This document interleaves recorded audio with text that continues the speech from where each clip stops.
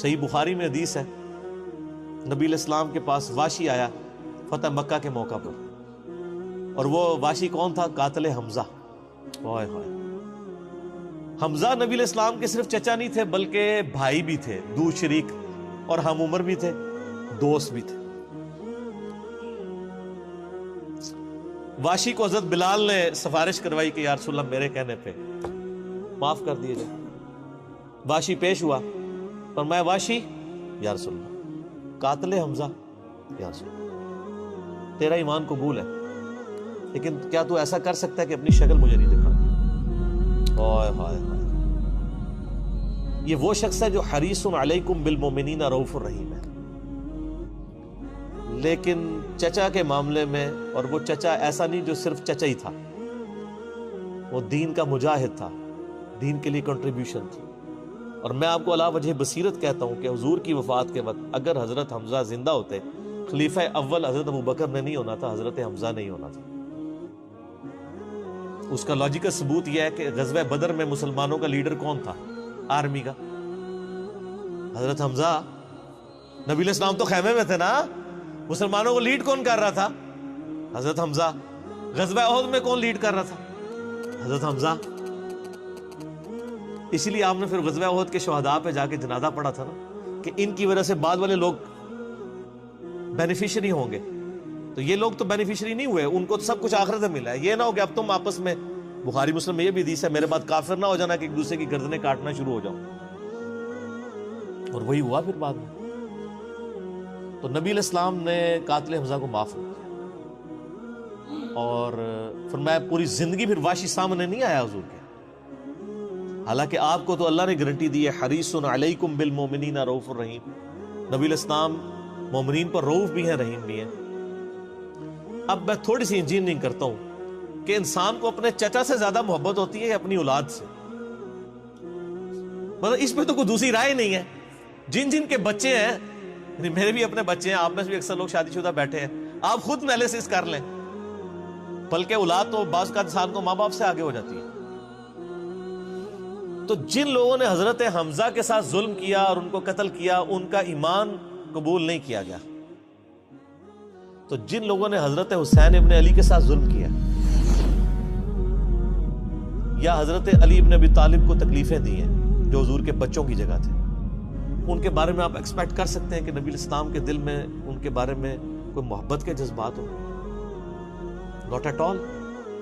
حتیٰ کہ آپ دیکھ لیں مسند احمد میں تواتر سے وہ حدیث نقل ہوئی ہے کہ ابن عباس کہتے ہیں کہ ایک دوپہر کے وقت میں نے خواب دیکھا اور میں گھبرا کے اٹھ گیا اس خواب کی وجہ سے۔ میں نے دیکھا کہ نبی علیہ السلام جو ہے وہ پرانگدہ حالت ہے، بال بکھرے ہوئے ہیں، جسم پہ گرد پڑی ہوئی ہے، ہاتھ میں خون کی ایک شیشی ہے، اور میں نے کہا یا رسول اللہ میرے ماں باپ قربان، آپ کی کیا حالت ہے؟ تو فرمایا کہ یہ حسین اور اس کے ساتھیوں کا خون ہے جو صبح سے میں کربلا میں سمیٹ رہا ہوں۔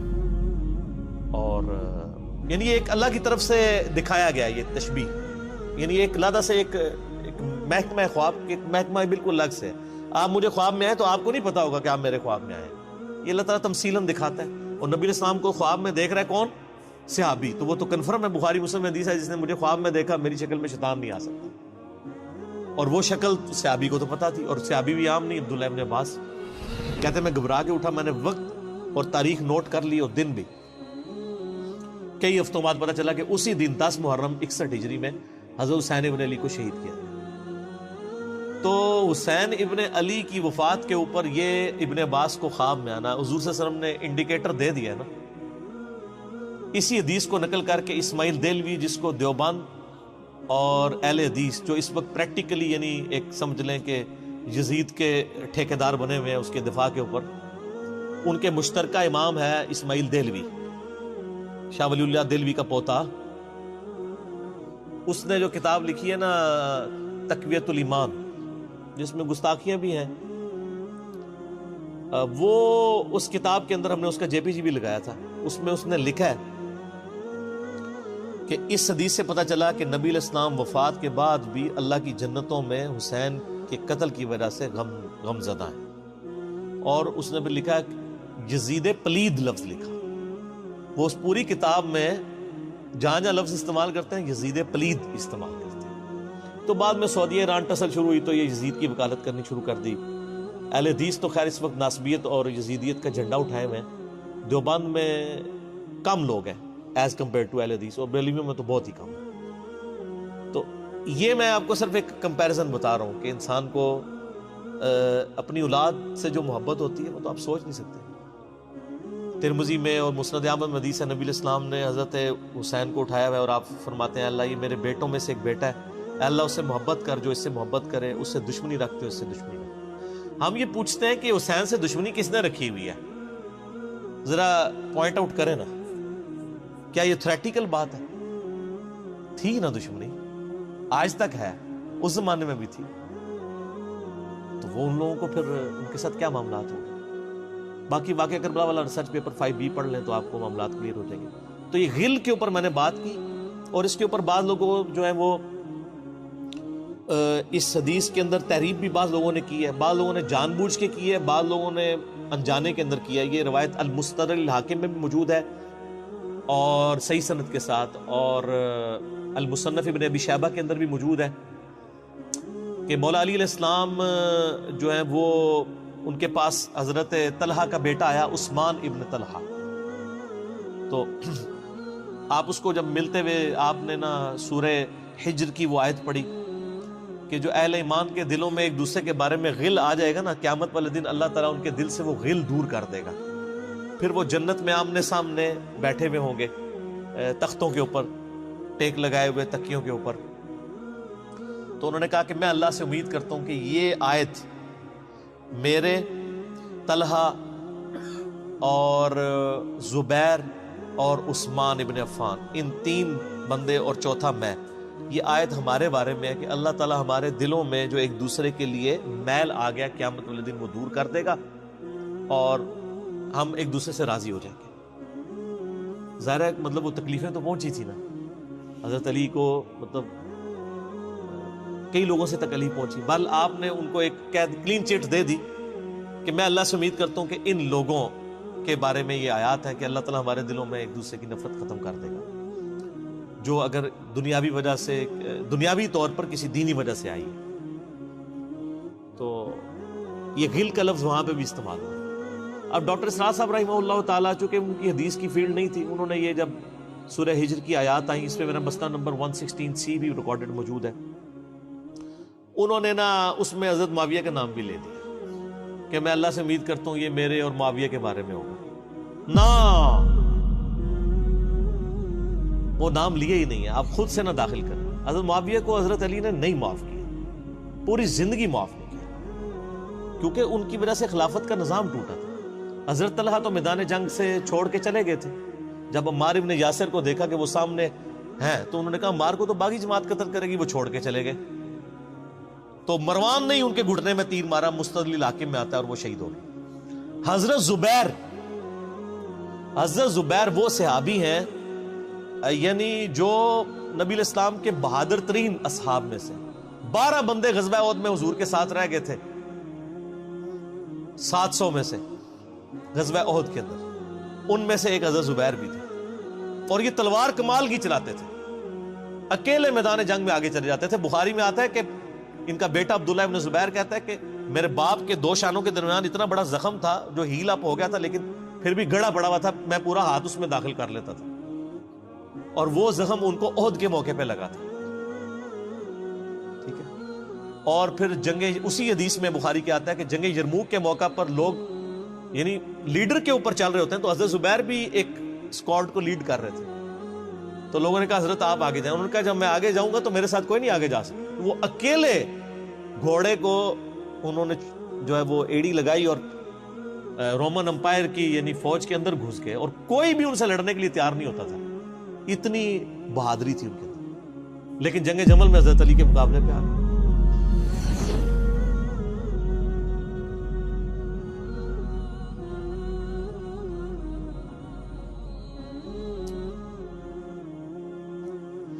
اس تکلیف کا کوئی اندازہ نہیں کر سکتا. حضرت حسن ابن علی نے بتایا مولا علی سے کہ بھئی حضرت زبیر آئے ہیں, تو حضرت علی نے کہا کہ رکو میں خود جاتا ہوں. گئے, کہا زبیر یاد ہے وہ دن جب نبی تو مجھ سے بڑا پیار کر رہے تھے، پھوپھی ذات تھے نا، نبی علیہ السلام کی پھوپھی کے بیٹے ہیں حضرت زبیر بن عوام رضی اللہ تعالیٰ. تو حضور نے تم سے ایک بات کہی تھی کہ تم علی سے اتنی محبت کرتے ہو، ایک دن آئے گا کہ تم تلوار لے کے علی کے خلاف کھڑے ہو جاؤ گے. تو تم نے کیا کہا تھا کہ یا رسول اللہ میں علی کے خلاف کھڑا ہوں گا؟ فرمایا ہاں، تم اس وقت ظالم ہو گئے. تو حضرت زبیر جو ہے وہ ان پہ غشی طاری ہو گئی گھوڑے کو، یعنی وہ حضرت علی کا پھر سامنا بھی نہیں کر سکے، میدان جنگ سے واپس چلے گئے. تو بعد میں حضرت علی کے فوجیوں میں سے ایک بندے نے جا کے پیچھے ان کو دھوکے سے قتل کر کے تو حضرت علی نے کہا کہ زبیر کے قاتل کو میں دوزخ کی بشارت دیتا ہوں، کیونکہ زبیر جنتی تھا. تو وہ شخص پھر حضرت علی سے ناراض ہو گیا کہ میں نے تجھے حکم دیا تھا، جب میں نے ان کو جانے دیا تو نے یہ کام کیوں کیا؟ تو وہ پھر خارجی ہو گیا. اور یعنی یہ وہ محبت تھی، وہ جہاں محبت تھی وہ نظر آتی تھی. ظاہر ہے کہ ایک بندے کی ایک غلطی سے اس کی پوری زندگی زیرو سے ملٹیپلائی نہیں ہو جاتی ہے. جس نے اتنا کچھ دین کے لیے کنٹریبیوٹ کیا کبھی نہیں ہو سکتا ایسا. حضرت علی کو بھی اس بات کا پتہ تھا. بہرحال یعنی اللہ تعالیٰ ان سے راضی ہو، اسی لیے نبی علیہ السلام کی اس حدیث یعنی وہ حضرت علی کے اس قول کو حضرت علی فٹ کیا کرتے تھے حضرت زبیر، طلحہ اور حضرت عثمان ابن عفان پہ رضی اللہ تعالیٰ. باقی آپ میرا کربلا والا ریسرچ پیپر پڑھیں تو آپ کو پتہ چلے گا کہ کتنی یعنی مشکل وقت حضرت علی نے اپنی خلافت میں دیکھا ہے اس حوالے سے. یعنی مصنف ابن ابی شیبہ میں آپ کے مخالفین کی لاشیں بھی ہیں، ان پہ بھی حضرت علی گریہ کر رہے ہیں، ایک ایک کی لاش اٹھا کے اس کو صاف کر رہے ہیں. حضرت طلحہ کا بیٹا تھا محمد بن طلحہ، اس کی لاش دیکھی تو رو پڑے، حالانکہ وہ مخالفت میں لڑنے آیا ہوا تھا. پھر حضرت حسن سے کہا کاش میں جنگ جمل سے 20 سال پہلے ہی مر گیا ہوتا، میں یہ دن نہ دیکھتا. ایک ایسا شخص جس نے 8 سال کی عمر میں اسلام قبول کیا، جس نے اسلام کو زیرو سے 3 براعظموں میں پھیلتے ہوئے دیکھا، اور اب اس کو بڑھاپے میں یہ دن دیکھنے پڑ رہے ہیں کہ اس کے سامنے اسلام کا شرازہ بکھر رہا ہے، کہ مسلمان مسلمانوں سے لڑ رہے ہیں. ایک ایک جنگ میں 8-8 10 ہزار لوگ، جن میں مرنے والے صحابہ ہیں حضور کی تربیت یافتہ، جو ایک آواز کے اوپر حضور کی لبیک کہنے والے تھے، شیر و شکر تھے آپس میں.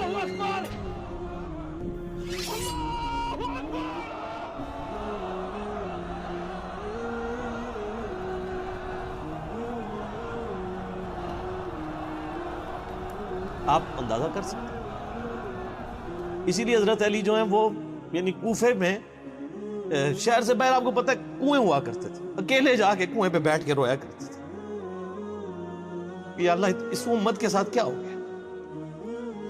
کوشش کرتے رہے، اینڈ رزلٹ یہ ہے کہ وہ خلافت کا نظام. اسی لیے مصنف ابن ابی شیبہ میں آتا ہے کہ آپ نے فجر اور عشاء کی نمازوں میں قنوت نازلہ پڑھی، اللہم علیک بمعاویہ واشیاءہ، اے اللہ معاویہ اس کے شیعہ کو برباد کر، علی اور اس کے عمرو بن عاص اور اس کے شیعہ کو، ابا سلمی اور اس کے شیعہ کو، قیس اور اس کے شیعہ کو برباد کر.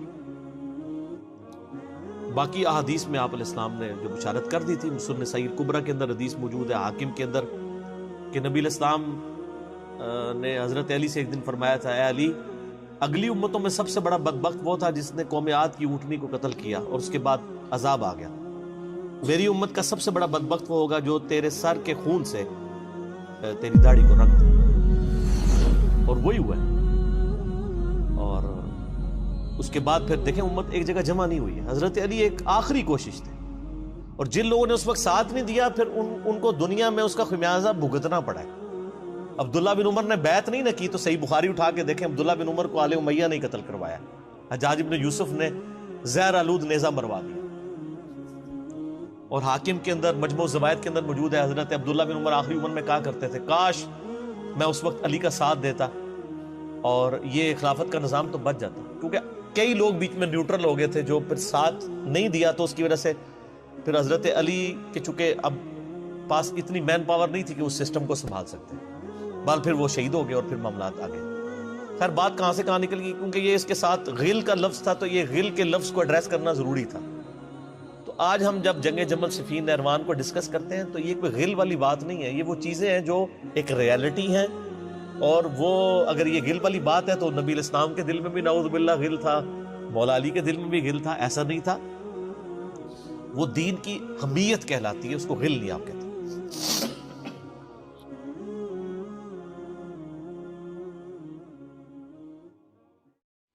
واقعہ کربلا اس سے ریلیٹڈ نہیں ہے کہ جی ان کے اوپر پانی بند ہو گیا، ان کے اوپر ظلم ہوا، کتنے بندے شہید ہوئے، یہ سیکنڈری چیز ہے۔ اصل چیز ہے کربلا ہوئی کیوں نبی علیہ السلام کی محنت کو 50 سال کے اندر اس لیول تک پہنچا دیا گیا کہ ہزاروں صحابہ زندہ ہیں اور نبی صلی اللہ علیہ وآلہ وسلم کی پوری اولاد ذبح کر دی جاتی ہے۔ ہم تو یہ کہہ نہیں رہے کہ کیسے ذبح کیا انہوں نے، آری چلائی تھی یا تلوار چلائی تھی، یہ تو واقعہ کربلا تو سب کو پتہ ہے، ان کی شہادت بھی سب کو پتہ ہے۔ جامعہ ترمذی میں حدیث ہے حسن و حسین جنتی نوجوانوں کے سردار ہیں، اور ان کی والدہ جو ہے وہ جنتی عورتوں کی سردار ہیں، اور المستدرک الحاکم میں حدیث ہے حسن و حسین جنتی نوجوانوں کے سردار ہیں اور ان کے والد ان سے بھی بہتر ہیں۔ تو یہ تو ڈیفینٹ حدیثیں ہیں، یہ تاریخ تو نہیں ہے، نبی علیہ السلام کے فرامین ہیں۔ تو ان کی موجودگی میں ان کے ساتھ یہ کچھ کیا جائے تو ہم نٹی گریٹیز میں نہیں پڑھتے، ہم اس تھیم کے اوپر کہ یہ کون سی چیز تھی جس نے خلافت راشدہ کو ملوکیت میں بدل دیا، ہم اس تھیم کے اوپر بات کرتے ہیں۔ ہم کہتے ہیں چھوڑ دیں، بندے ہندے چھوڑیں، الٹیمیٹلی کیا نکلا ہے، کس کی وجہ سے ہوا ہے، وہ تو احادیث کی کتابوں میں موجود ہے۔ ہم کب کہہ رہے ہیں خفیہ کیمرے لگا گئے جی کس نے گولی پہلا تیر کس نے چلایا، یہ وہ ہم تو بتا رہے کس کے دور حکومت میں ہوا اور ان کا اپنا کردار کیا تھا، اس کو کس طریقے سے لا کے تخت پہ بٹھایا گیا، وہ ساری کی ساری چیزیں تو سامنے ہیں۔ وہ تاریخ کی کتابیں نہیں ہیں، حدیث کی کتابیں ہیں۔ اگر آپ کہتے ہیں کہ بخاری مسلم سے ہم نے صرف رفع الیدین کی حدیثیں لینی ہیں یا ایمانیات کی حدیثیں لینی ہیں اور باقی جو بخاری اور مسلم میں آل امیہ کی بدماشیوں کو ننگا کیا گیا ہے وہ ہم نے نہیں لینی ہے، تو سر پھر آپ اپنے آپ کو کلیئر کٹ، پھر ہم آپ سے واقعہ کربلا نہیں ڈسکس کریں گے، حجیت حدیث میں بات کریں گے۔ آپ کو اپنے آپ کو منکرین حدیث کہنا پڑے گا، یہ آپ اسکروٹنگ کیسے کریں گے؟ اس سے بڑی بات مجھے یہ بتائیں کہ عظمت صحابہ بڑی چیز ہے یا عظمت محمد رسول اللہ صلی اللہ علیہ وآلہ وسلم؟ تو بریلوی یہی تو رونا رو رہے ہیں، وہ کہہ رہے ہیں کہ قرآن میں تھوڑی آیات ہیں، آپ پھر مڑ مڑ کے پڑھتے ہیں قل انما انا بشر مثلکم، اس میں تو نبی علیہ السلام کی تنقیص ہو رہی ہے۔ تو ہم ان کو کیا کہتے ہیں کہ تنقیص مقصد نہیں، نعوذ باللہ نہ ہو رہی ہے، آپ افضل البشر ہیں لیکن آپ کی سپیشیز بشر ہے، یہ ہم اپنا عقیدہ سمجھتے ہیں، وہ اس کو تنقیص شمار کرتے ہیں۔ تو پھر اس وقت آپ بھی بریلویوں کی بات مان کے تو یہ آیات پڑھنا چھوڑ دیا کریں، آپ کہتے ہیں نہیں آیات ہے کیوں نہ بیان کریں، تو ہم بھی کہتے ہیں احادیث ہے کیوں نہ بیان کریں کہ صحیح بخاری میں حدیث ہے 2812 عمار کو ایک باغی جماعت قتل کرے گی، وہ جماعت دوزخ کی طرف بلا رہی ہوگی اور عمار ان کو اللہ اور جنت کی طرف بلا رہا ہوگا۔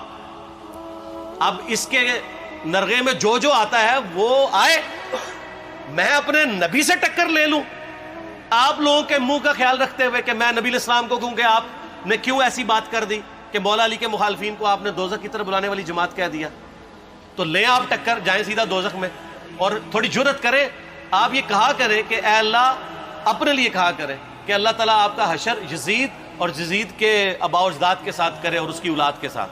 ہم کہتے ہیں کہ اللہ تعالیٰ ہمارا حشر جو ہے وہ مولا حسن حسین، مولا علی علیہ السلام اجمعین اور اہل بیت کے ساتھ کرے، آمین۔ اور آپ میں تو اتنی جرت نہیں آپ یہ بات بھی کر سکیں کیونکہ ان کو پتہ ہے۔ تو نبی علیہ السلام کی احادیث کو بیان کرنے کو یہ سمجھتے ہیں کہ جی اس سے مصیبت کھڑی ہو جائے گی، تو اپنے آپ کو منکرین حدیث ڈکلیئر کریں، پھر حجیت حدیث کا مقدمہ ڈسکس ہوگا، پھر کربلا نہیں ڈسکس ہوگی۔ اور یہ ٹی وی پہ بھی آ کے مولوی بیٹھے ہوتے ہیں، سنیوں کے بھی شیعوں کے بھی، مڑ مڑ کے جی وہ یزید نے یہ کر دیا، وہ یزید نے کیا کیا ہے یار؟ وہ تو سسٹم کا نمائندہ بن کے آیا جو پیچھے سے خراب تھا۔ یزید کو لے کے بیٹھے ہیں، یزید یزید یزید یزید، بھائی پیچھے سے معاملہ خراب ہوا۔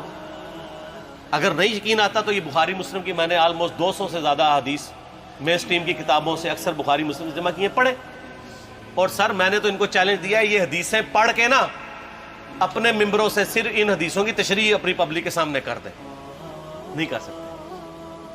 تو وہ لعنت کے مستحق تو ہو رہے ہیں حق چھپا کے، اور قیامت دن کے منہ پہ لگام ڈالیے، اور پھر مڑ مڑ کے کہتے ہیں نہیں جی وہ کچھ چیزیں خاص ہوتی ہیں وہ عوام الناس کے سامنے نہیں کرنی چاہیے، وہ صحابہ کرام بھی بعض کا ایسی باتیں پبلکلی نہیں کرتے تھے۔ میں نے اس کے اوپر بڑا ایک میرا کلپ ہے یوٹیوب پہ، مولا علی سے متعلق 5 جھوٹ، تو میں نے کافی ساری چیزیں اس میں ڈسکس کی ہیں۔ لیکن میں یہ کہتا ہوں کہ اللہ کے بندو، جو چیزیں نبی علیہ السلام نے منع کی ہیں بیان کرنے سے، وہ تو ہم ڈسکس کر بھی نہیں رہے۔ میں نے آج تک آپ کو منافقین کے نام بتائے؟ آپ نے حذیفہ ابن یمان کو بتایا تھے نا آپ صلی اللہ علیہ وسلم نے، صحیح بخاری میں آتا ہے، تو میں نے آپ کو بتایا، آپ رازدار رسول تھے، وہ ختم ہوگی بات۔ میں نے کبھی ڈسکس کی ہے؟ اگرچہ میں نے صحیح مسلم کی حدیث 7035 نمبر ڈسکس کی ہے کہ نبی علیہ السلام نے فرمایا میرے صحابہ میں 12 منافق ہیں، وہ کبھی بھی جنت میں داخل نہیں ہوں گے یہاں تک کہ سوئی کی ناکے سے اونٹ نہ گزر جائے، اور ان میں سے 8 ایسے ہیں جس کی کمر پہ دوبیلا پھوڑا نکلے گا۔ میں نے آج تک آپ کو بتایا کہ کس کس کی کمر پہ دوبیلا پھوڑا نکلا اور اس کی موت اسی پھوڑے میں ہوئی ہے؟ بتایا؟ تو میں تو وہ چیزیں ڈسکس بھی نہیں کر رہا، میں وہ چیزیں ڈسکس کر رہا ہوں جو نبی علیہ السلام نے علامات النبوہ میں بتائی ہیں۔ یہ امام بخاری حدیث نبوت کی دلیل کے چیپٹر میں لے کے آئے ہیں، اور امام بہقی نے 3500 احادیث پر مشتمل ایک کتاب لکھی ہے دلائل النبوہ، کہ ہم نبی صلی اللہ علیہ وسلم کو نبی کیوں مانتے ہیں، اس کے اوپر، اور اس میں یہ ساری حدیثیں عمار بن یاسر کے قتل والی لے کے آئے ہیں، بتانے کے لیے کہ دیکھیں ہمارے نبی علیہ السلام کی نبوت کی دلیل ہے کہ آپ نے اپنی وفات کے آلموسٹ 30 سال کے بعد ہونے والے واقعے کو پہلے ہی بتا دیا۔ یہ حدیثیں چھپانے والی نہیں، بیان کرنے والی ہیں، علامات النبوہ کی حدیثیں ہیں۔ آپ کہتے ہیں چھپائیں، اگر کوئی حدیث دنیا میں نہیں چھپائی جا سکتی نا تو علامات النبوہ والی حدیث ہے، کیونکہ وہ تو نبی صلی اللہ علیہ وسلم کی نبوت کو جسٹیفائی کرتی ہے۔ ورنہ میرا ایک معصومانہ سوال ہے کہ نبی صلی اللہ علیہ وسلم نے یہ باتیں کر کے ان کے زوم میں نعوذ باللہ امت کو مصیبت میں ڈال دیا۔ آپ نے خود ہی فرمایا کہ یہ ہوگا، کیوں فرمایا آپ نے؟ میں تو بیان کر کے مجرم ہوں، تو جس نے مجھے خبر دی ہے ان کے بارے میں آپ کا کیا خیال ہے؟ یہ مسند احمد کی حدیث یہ میں نے گھر بیٹھ کے بنائی ہے کہ میری بیوی کا کیا حال ہوگا جس پہ خوف کے کتے بھونکیں گے۔ تو سیدہ عائشہ سے مجھ سے زیادہ نبی علیہ السلام کو محبت تھی، لیکن آپ اللہ کے پیغمبر تھے، آپ نے اپنے گھر کی خبر بھی نہیں چھپائی، بتا دی کہ یہ ہوگا۔ اور اس سے بڑھ کے آپ صحیح بخاری میں دیکھیں، عمار بن یاسر کا خطبہ ہے، میں نے یہ سارا، پریشان نہیں ہونا، یہ ریسرچ پیپر میں سارا کچھ موجود ہے، اور کوئی چیز بھی ایسی نہیں جو اس میں سکپ ہو۔ صحیح بخاری میں خطبہ ہے کہ عمار بن یاسر کو مولا علی نے بھیجا کوفے میں، کوفے والے نیوٹرل ہو گئے تھے کیونکہ بصرہ سے سیدہ عائشہ آ رہی تھیں، اور وہاں پہ انہوں نے کہا نہ ہم سیدہ عائشہ کا ساتھ دیں گے نہ مولا علی کا دیں گے، تو عمار بن یاسر کو تیار کرنے کے لیے، یعنی وہاں کے جو عوام تھی اس قتال کے لیے، مولا علی نے بھیجا۔ تو سیدنا عمار بن یاسر نے وہاں پہ کوفے کے ممبر پہ خطبہ دیا، بخاری کے الفاظ ہیں، اوپر والی سیڑھی پہ عمار بن یاسر نے حسن ابن علی کو بٹھایا، حالانکہ حسن ابن علی سے 4 گنا بڑی عمر تھی عمار بن یاسر کی، 90 پلس ہو چکے ہوئے تھے، 3-4 گنا ان کی عمر تھی، لیکن اہل بیت کا احترام کیا۔ خود نچلی سیڑھی پہ بیٹھے، بخاری کے الفاظ ہیں کہ اے لوگو اللہ نے تمہیں آزمایا ہے، ایک طرف دنیا اور آخرت میں تمہارے نبی کی بیوی ہے سیدہ عائشہ، دنیا اور آخرت میں، یعنی عزت اپنی جگہ قائم۔ یہاں لوگ سمجھتے ہیں کسی کی غلطی آ گئی تو پتہ نہیں کیا ہو گیا، وہ یار اس کا مرتبہ اپنی جگہ ہے، غلطی اپنی جگہ ہے، پیغمبر نہیں ہے وہ۔ اور دوسری طرف علی ابن ابی طالب ہے، اللہ اب دیکھے گا تم عائشہ کی اطاعت کرتے ہو یا اللہ کی، علی کی نہیں اللہ کی۔ کیوں؟ یا ایھا الذین آمنوا اطیعوا اللہ واطیعوا الرسول واولی الامر منکم، ان کا اولو الامر مولا علی ہیں، ان کی اطاعت واجب ہے۔ یہ اللہ نے آزمایا ہے کہ اللہ کی اطاعت کرتے ہو یا عائشہ کی۔ اور آپ حیران ہوں گے، یہ حدیث امام بخاری حضرت عائشہ کی فضیلت والے چیپٹر میں لے کے آئے ہیں۔ اگر امام بخاری مشورہ کر لیتے نا ناسبیوں سے تو انہوں نے کہا تھا سر آخری صحیح رکھو، پچھلا رہن دو۔ بلکہ پچھلے والا رکھو، آخری والا رہن دو کہ عائشہ دنیا اور آخرت میں. وہ حدیث گھڑنے کا میں آپ کو طریقہ بتاتا ہوں، کاٹ چھانٹ کرنے کا.